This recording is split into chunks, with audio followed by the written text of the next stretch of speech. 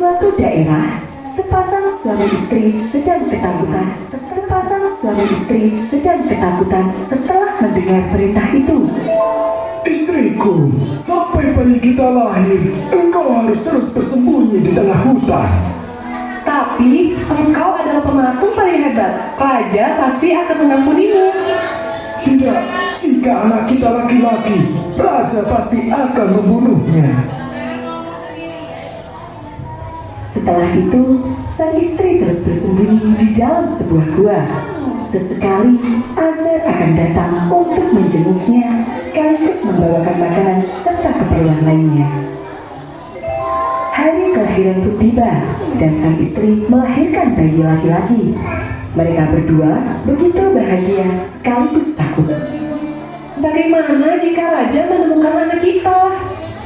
Tinggallah engkau di sini lebih lama lagi. Beberapa tahun kemudian, keadaan kota sudah kembali aman. Azar pun menjemput istri dan anaknya untuk pulang kembali ke rumah. Azar begitu bahagia bisa berkumpul bersama Dari telinga kita. sang ayah tersenyum sambil menjawab. Itu adalah Marduk, Tuhan para Tuhan, wahai anakku. Dan kedua telinga yang besar itu sebagai simbol dari kecerdasan yang luar biasa.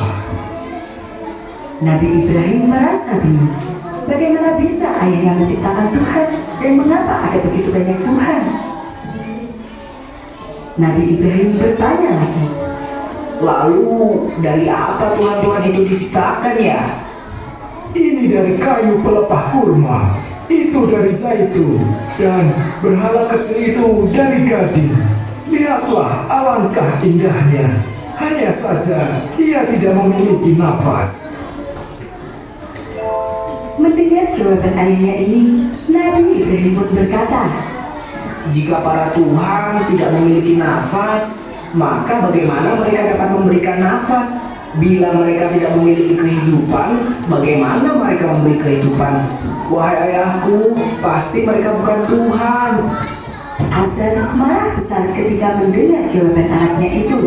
Nabi Ibrahim pun dipukul dan dihukum. Sejak saat itu, Nabi Ibrahim membenci semua patung-patung berhala tersebut. Suatu ketika, Nabi Ibrahim diajak oleh sang ayah ke perayaan besar. Semua orang berkumpul menjadi satu di ruang pemujaan. Seorang dukun maju dan memulai ritual suci.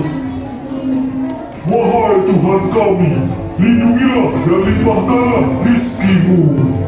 Teriak sang dukun yang disambut meriah oleh semua orang. Melihat semua orang begitu terlena, Nabi Ibrahim tidak menahan diri lagi. Nabi Ibrahim berteriak, Hei dukun, ia tidak akan pernah mendengarmu. Apakah kau yakin bahwa ia mendengar? seluruh orang yang ada di ruang pemujaan itu marah kepada Nabi Ibrahim. Azar segera membawa anaknya itu pulang sebelum keadaan bertambah kacau. Sang ayah meminta agar Nabi Ibrahim merenung dan mengakui kesalahannya. Namun, rasa penasaran Nabi Ibrahim akan Tuhan tidak pernah padam. Maka, dia pun memutuskan untuk mencari Tuhannya sendiri. Nabi Ibrahim keluar dari rumahnya menuju ke gunung. Dia berjalan sendirian di tengah gelapnya malam. Dalam setiap langkahnya, dia terus bertanya siapakah Tuhan itu.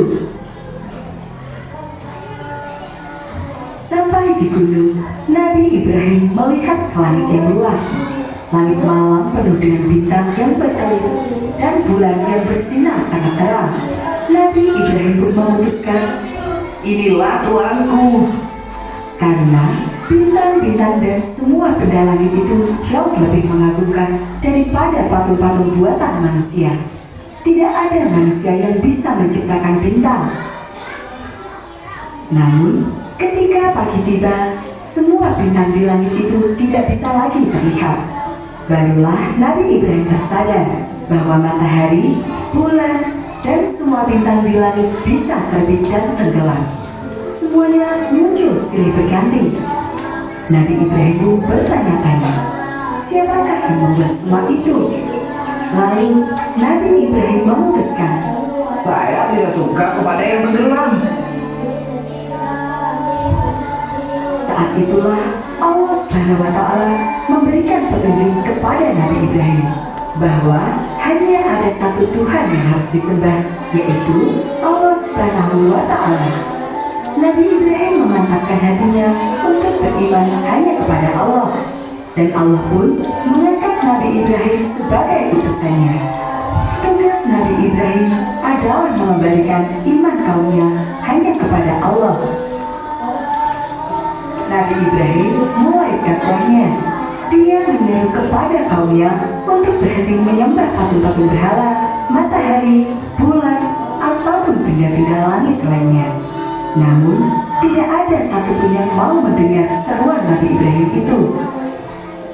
Perselisihan antara Nabi Ibrahim dan kaumnya pun terjadi.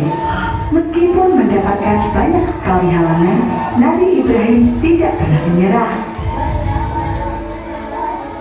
Apa yang dilakukan Nabi Ibrahim ini memancing amarah sang ayah. Kisah Nabi Ayub alaihissalam, manusia paling sabar. Nabi Ayub alaihissalam berasal dari keluarga yang terhormat dan kaya raya. Ayahnya adalah Abus, keturunan Abis, putra pertama Nabi Ishak. Jadi, bisa disimpulkan bahwa Nabi Ayub alaihissalam, Nabi Ayub merupakan lelaki dengan paras yang berbawan, sabar, bijaksana, dan cerdas. Sungguh luar biasa rahmat yang diberikan oleh Allah SWT. Sejak kecil, Nabi Ayub telah terbiasa bekerja, dan ketika dia dewasa, segala jenis usaha yang dikelolanya semakin sukses. Nabi Ayub memiliki ribuan ternak, bangunan, dan tanah yang sangat luas. Kesuksesan ini membuat Nabi Ayub dipuja banyak orang. Semua orang tua ingin menjadikannya menantu. Pada akhirnya, Nabi Ayub menikah dengan Siti Rohmah, putri Ibrahim bin Yusuf alaihissalam. Subhanallah. Rohmah merupakan wanita yang cantik dan soleh. Rumah tangga mereka dikaruniai 12 anak yang soleh dan juga rupawan.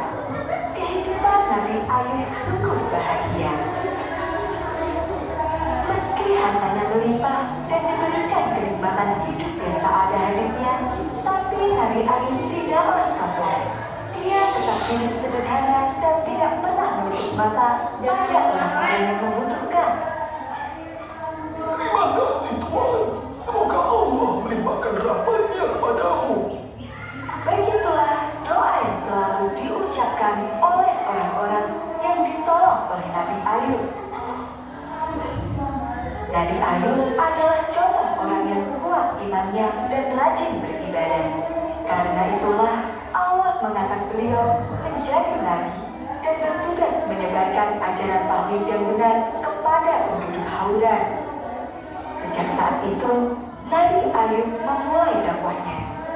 Dia juga membangun masjid-masjid sebagai tempat ibadah.